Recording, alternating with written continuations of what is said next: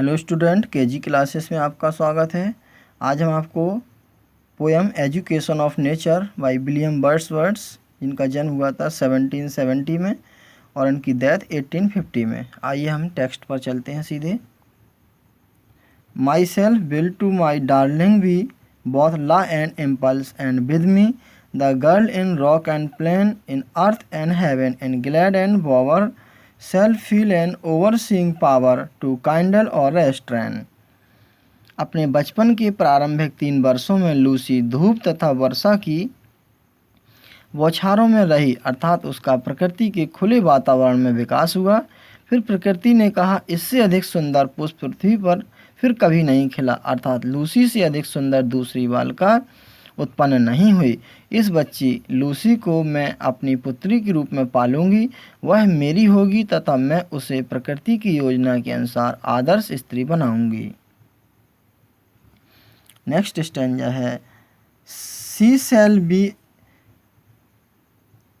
sportive as the fawn that wild with glee across the lawn or up the mountain spring, and hers shall be the breathing warmth and hers the silence and the calm of mute insensate things।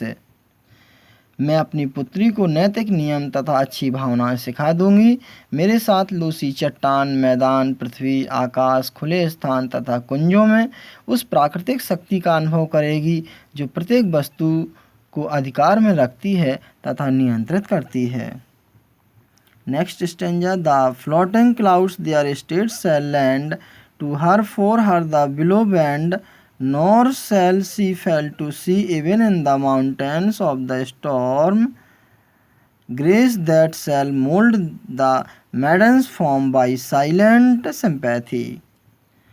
वह Lucy हिरन के बच्चे की तरह चंचल हो जाएगी, जो खुशी से मैदान तथा पर्वतीय झरने पर कूदता फिरता है तथा वायु तथा प्रकृति की शक्तिदायक मधुरता तथा जंगल की स्वरहीन और निर्जीव वस्तुओं की शांति लूसी को प्राप्त होगी, अर्थात प्रकृति की गोद में वह पूर्ण शांति तथा स्वतंत्रता का आनंद लेगी।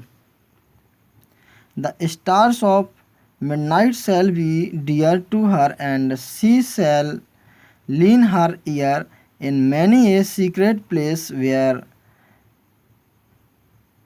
rivulets dance their wayward round, and beauty born of murmuring sound shall pass into her face।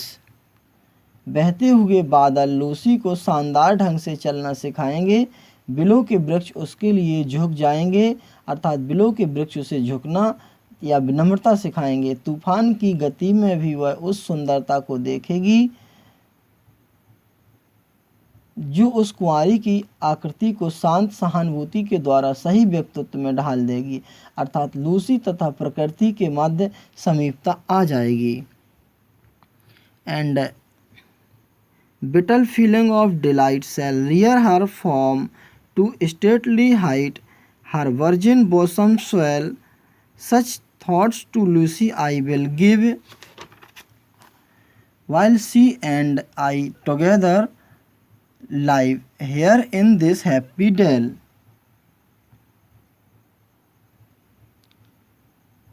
शक्ति देने वाली प्रसन्नतापूर्ण भावनाएं लूसी के शरीर को प्रभावशाली ऊंचाई देंगी और इससे उसके पवित्र वक्षस्थल में उभार आएगा, अर्थात उसका शारीरिक विकास होगा।